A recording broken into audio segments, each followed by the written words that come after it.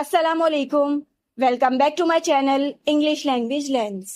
آج میں آپ کو ایک ایسے فریزل ورب کے بارے میں بتانے جا رہی ہوں جسے کہتے ہیں روپ ان۔ اس فریز کا مطلب یہ ہوتا ہے کہ جب آپ کسی بھی انسان کو کوئی بھی کام کرنے کے لیے، کوئی بھی ٹاسک کرنے کے لیے کسی بھی گروپ میں یا تو پھر کسی بھی ایکٹیویٹی میں یا تو پھر کسی بھی ٹیم میں اسے شامل کر لیں، یعنی کہ اسے کنونس کر لیں، تو وہاں پر آپ نے اس فریز کا استعمال کرنا ہے۔ زیادہ تر اس فریز کا استعمال وہاں پر ہوتا ہے جہاں پر آپ کو کوئی ایسی بات بتانی ہو کہ جب آپ نے اس انسان کو کنونس کیا یا تو پھر اس انسان نے جب آپ کو کنونس کیا تو وہاں پر آپ یا تو پھر وہ انسان بالکل بھی ایگری نہیں تھے شروع میں وہ کام کرنے کے لیے، اور آپ کو تھوڑی محنت کرنی پڑی انہیں کنونس کرنے کے لیے، یعنی کہ انہیں قائل کرنے کے لیے۔ بہت ہی آسان لفظوں میں آپ صرف اتنا سمجھیے کہ اس فریز کا مطلب ہوتا ہے کہ کسی کو شامل کرنا کسی بھی چیز میں، یا تو پھر کسی کو آمادہ کرنا یا قائل کرنا۔ میں آپ کو اس فریز کی کچھ ایگزامپلز دے کر سمجھاتی ہوں کہ کس طرح سے آپ اس فریز کا استعمال کر سکتے ہیں اپنی روزانہ کی بات چیت میں اور اپنی بات چیت کو اور بہتر بنا سکتے ہیں۔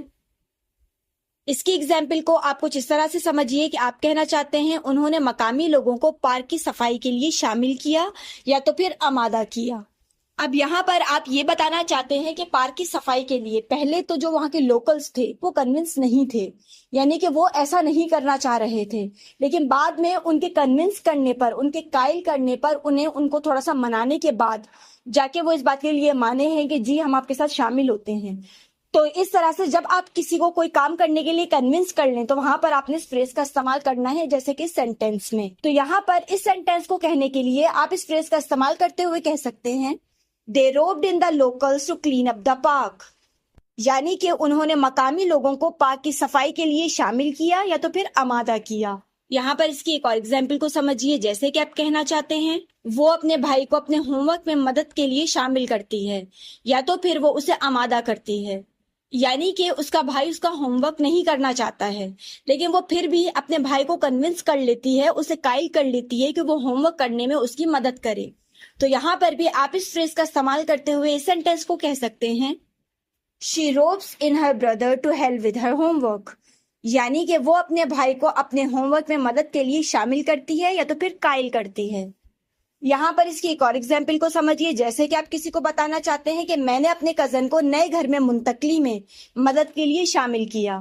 یعنی کہ آپ کسی نئے گھر میں شفٹ ہو رہے تھے تو آپ نے اپنے کزن سے ریکویسٹ کی، اسے منایا، تھوڑی سی آپ نے کوشش کی کہ وہ آپ کی ہیلپ کے لیے راضی ہو جائے، بالآخر آپ کامیاب ہو گئے اسے قائل کرنے میں کہ وہ آپ کی مدد کرے گھر کی شفٹنگ میں۔ تو اب یہاں پر آپ اس فریز کا استعمال کرتے ہوئے اس سینٹینس کو کہہ سکتے ہیں I roped in my cousin to help me move to the new house،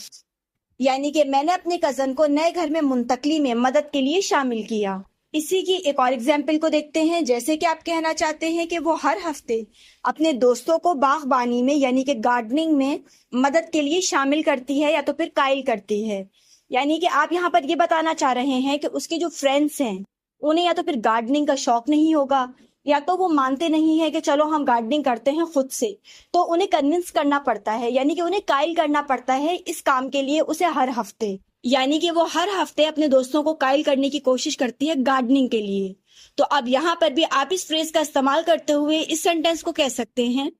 She ropes in her friends to help with gardening every weekend، یعنی کہ وہ ہر ہفتے اپنے دوستوں کو باغبانی میں مدد کے لیے شامل کرتی ہے یا تو پھر انہیں قائل کرتی ہے۔ یہاں پر اس کی ایک اور ایگزامپل کو دیکھیے، جیسے کہ آپ کہنا چاہتے ہیں انہوں نے کمیونٹی کو نئے کھیل کے میدان کی تعمیر کے لیے قائل کیا، یعنی کہ کچھ لوگوں نے ایک کمیونٹی کو قائل کر لیا ہے کہ وہ نیا پلے گراؤنڈ بنائیں۔ تو اب یہاں پر کوئی بھی کنونس ہو گیا ہے تو یہاں پر آپ اس فریز کا استعمال کرتے ہوئے اس سینٹینس کو کہہ سکتے ہیں They roped in the community to build a new playground، یعنی کہ انہوں نے کمیونٹی کو نئے کھیل کے میدان کی تعمیر کے لیے قائل کیا۔ یہاں پر اس کی ایک آخری ایگزامپل کو ہم دیکھتے ہیں، جیسے کہ آپ کسی سے کہنا چاہتے ہیں وہ اپنے کزنس کو خاندانی پکنک کی منصوبہ بندی میں شامل کرتی ہے، یعنی کہ وہ اپنے کزنس کو قائل کر لیتی ہے اس بات کے اوپر کہ چلو ہم کوئی پکنک پلان کرتے ہیں۔ تو اب یہاں پر وہ کیونکہ قائل کر لیتی ہے اپنے کزنس کو، تو یہاں پر قائل ہونے کی بات ہو رہی ہے، یعنی کہ کنونس ہونے کی بات ہو رہی ہے۔ تو یہاں پر بھی آپ نے اس فریز کا استعمال کرتے ہوئے اس سینٹینس کو کہنا ہے She ropes in her cousins to plan family picnics،